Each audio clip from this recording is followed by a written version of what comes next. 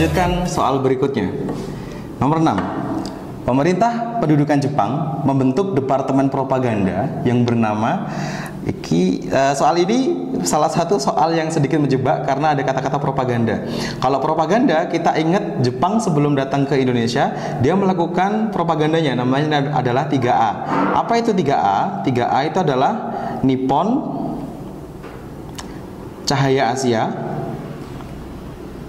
kemudian Nippon, Pelindung Asia, dan yang terakhir Nippon adalah Pemimpin Asia. Ini propagandanya. Jadi kalau misalkan kita lihat di sini ada nggak jawabannya? Nggak ada. Diingat lagi, di sini ada kata-kata departemen. Artinya beliau atau Jepang sudah membentuk departemen propaganda yang ada di Indonesia. Dan apa jawabannya, adik-adik? Kalau soal semacam ini mutlak dan harus banget kita hafal ya. Karena ini salah satu soal yang menghafal. Dan jawabannya adalah Sandenbu. Kayak gitu. Apa itu Sandenbu? Sandenbu itu adalah departemen propaganda yang tugasnya melakukan propaganda-propaganda yang lahir dari pemerintah kolonial pusat yang harus disebarkan kepada rakyat yang ada di bawahnya, kayak gitu. Kemudian Somubu, ini adalah istilah baru. Somubu, apa itu Somubu? Somubu ini adalah departemen urusan umum, kayak gitu. Songyubu ini adalah departemen tentang industri dan perusahaan. Kemudian Gensaikan ini salah satu jabatan ya, jabatan apa namanya? Ini adalah jabatan kepala militer, pemerintahan militer.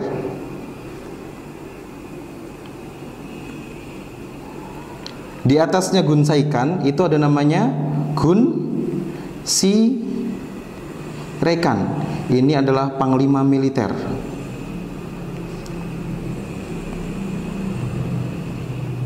Ya, dan terakhir Chosang-i ini adalah badan pertimbangan pusat.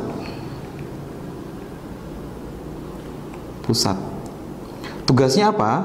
Tugasnya memastikan kalau pemerintahan itu harus menang perang. Nah, ini perang di Asia Raya. Karena tujuan dari kolonial Jepang ke Indonesia itu salah satunya adalah minta bantuan dan juga mencari beberapa hal yang bisa digunakan persiapan untuk perang di Asia Raya. Jawabannya adalah yang A. Oke, adik-adik, kita lanjutkan soal nomor 7. Perhatikan pernyataan berikut. Berpusat di Bukit Tinggi.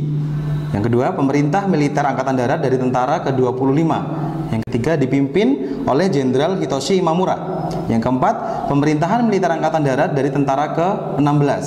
Yang kelima, dikuasai angkatan laut dari Armada Selatan 2. Soalnya adalah dari pernyataan di atas yang merupakan penjelasan wilayah Jawa dan Madura pada masa pendudukan Jepang adalah kita punya kata kuncinya yaitu Jawa dan Madura. Sedangkan pernyataan yang ada di atas itu yang pertama berpusat di Bukit Tinggi. Di Bukit Tinggi ini adalah pernyataan nomor 2. Tentara Angkatan Darat yang ke-25 ini dia berpusat di Sumatera. Sumatera tepatnya di Bukit Tinggi. Ini adalah Angkatan Darat. Angkatan Darat itu bahasa Jepangnya adalah Rikugun. Ingat-ingat. Jadi bahasa Jepangnya Angkatan Darat itu adalah Rikugun. Nah, itu dia berpusat di Bukit Tinggi. Berikutnya dipimpin oleh Jenderal Hitoshi Imamura. Tadi kita pernah bahas Hitoshi Imamura ini adalah jenderal yang serah terima dari Belanda kepada Jepang di perjanjian Kalijati. Mungkin iya. Yang keempat, pemerintahan militer angkatan darat tentara ke-16. Ya, tentara ke-16 ini dia menguasai di Jawa dan berpusat, ini juga sama, Rikugun karena angkatan darat ya. Dan dia berpusat di Jakarta. Oke, berikutnya dikuasai angkatan laut Armada Selatan yang kedua. Armada laut, angkatan laut ini bahasa Jepangnya adalah Kaigun. Dia menguasai daerah timur, yaitu mana? Ada Kalimantan, ada Sulawesi dan Maluku. Pusatnya di mana? Pusatnya ada di Makassar. Berarti kalau yang ditanyakan adalah Jawa dan Madura, yang mana jawabannya kira-kira yang pasti? Yang pasti adalah yang keempat. Dan yang pertama bukan, yang kedua juga bukan, yang kelima juga bukan. Berarti jawaban yang tepat adalah yang D, 3 dan 4. Oke, kita sudah sampai di soal nomor 8. Soalnya singkat banget. Coba dilihat. Rapat raksasa di lapangan Ikada dipelopori oleh, nah ini salah satu peristiwa penting juga pasca kemerdekaan, yaitu namanya adalah rapat raksasa di lapangan Ikada. Apa itu lapangan Ikada? Kalau kita masih ingat, dulu kan sempat mau proklamasinya di lapangan Ikada. Ikada itu adalah Monas kalau sekarang. Sedangkan kalau singkatannya Ikada sendiri itu adalah Ikatan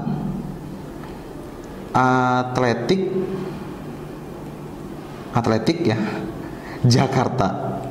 Nah, itu adalah Ikada. Sedangkan siapa yang mempelopori rapat raksasa di lapangan Ikada pasca kemerdekaan? Ini kita juga harus sering-sering membaca ya.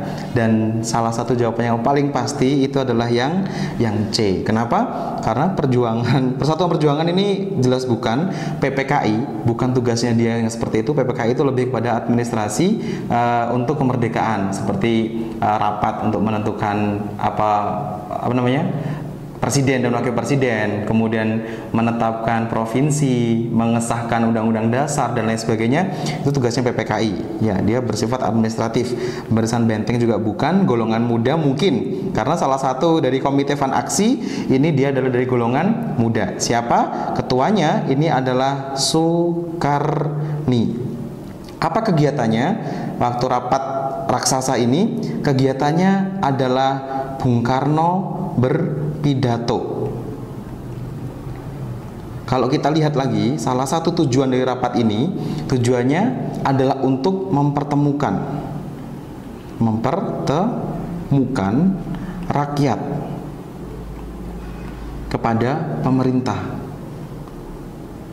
Dan nggak tanggung-tanggung, waktu itu dilaporkan ada sekitar 200k rakyat yang berkumpul di lapangan Ikada untuk mendengarkan pidato kemerdekaan dari Bung Karno. Salah satunya biar apa sih? Biar kita tuh benar-benar merasa merdeka gitu loh. Dan kita punya pemerintahan yang waktu itu sangat kuat sekali untuk mempertahankan kemerdekaan.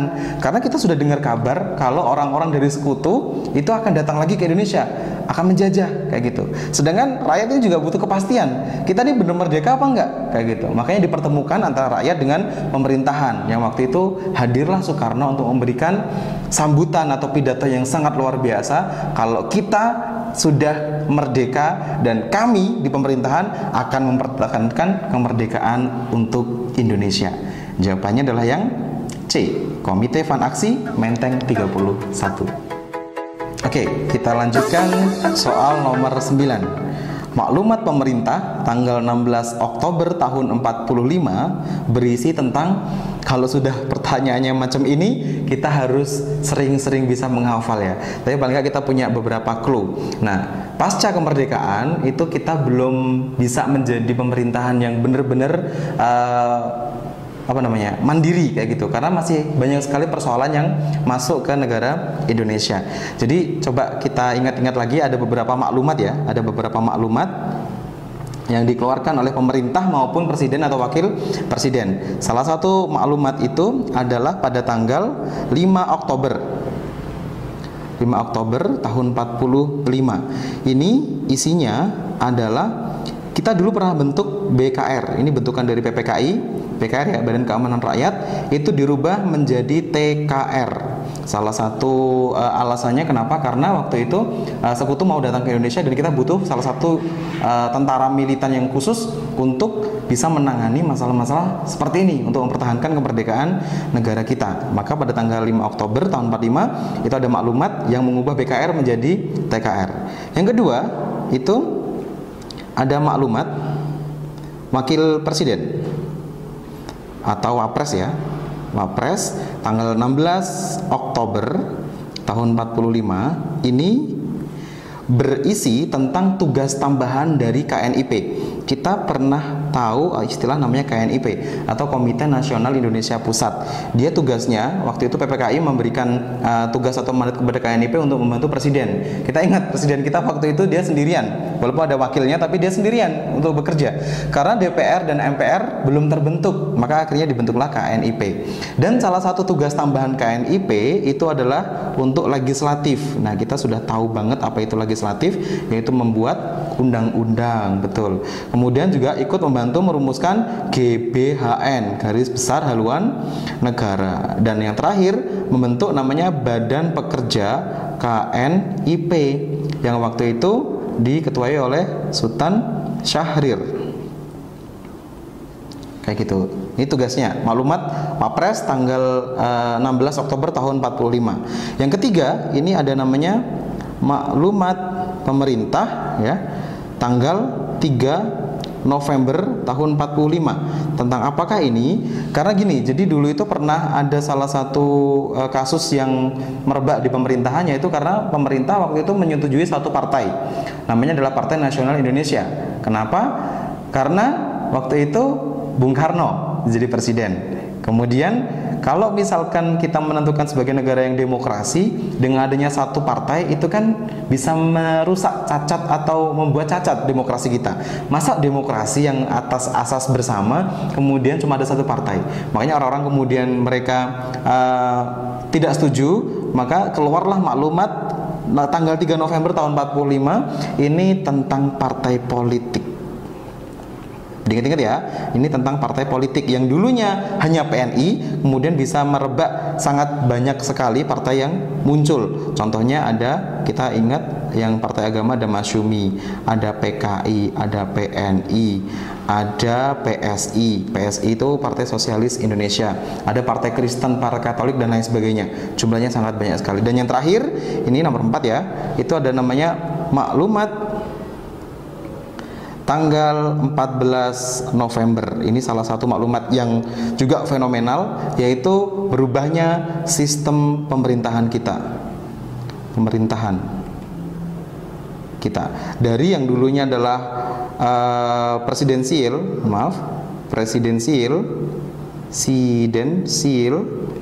menjadi parlementer. Nah, kalau kita sudah masuk parlementer, berarti di sini ada namanya perdana menteri. Soalnya adalah tanggal 16, kita harus benar-benar mengingat ini. Tanggal 16 kita cari tanggal 16 yang mana? Tanggal 16 adalah nomor 2, yaitu tentang tugas tambahan dari KNIP. Berarti jawabannya adalah yang mana? Perluasan wewenang KNIP. Jawabannya adalah yang D. Ya, kita sudah sampai nomor 10. Dilihat soalnya. Pada tanggal 3 November tahun 45, pemerintah RI mengeluarkan maklumat Wakil Presiden nomor 10 tentang soal nomor 9, kita sudah tulis semuanya lengkap, dicek lagi tadi. Yang ditanyakan adalah tanggal 3 November tahun 1945. Sudah tahu jawabannya? Jawabannya yang pasti adalah pembentukan partai-partai politik. Diingat, kenapa kok harus ada ini? Karena kita menentukan sebagai negara yang demokrasi. Kasusnya waktu itu hanya ada satu partai namanya PNI. Sehingga karena menjadi polemik, akhirnya PNI dibubarkan, maka keluar maklumat tanggal 3 November dan dibentuklah ada mungkin sekitar 10 partai. Nah, 10 partai ya. Ya, itu kita lihat ada salah satu partai keagamaan, Masyumi, ada partai Kristen, ada partai Katolik dan lain sebagainya, ada juga partai buruh di sana, ada juga partai-partai yang berhaluan sosialis atau PKI, karena waktu itu PKI menjadi salah satu paradigma yang masih normal di pemerintahan awal kita, kayak gitu. Ya, berarti jawabannya adalah yang C.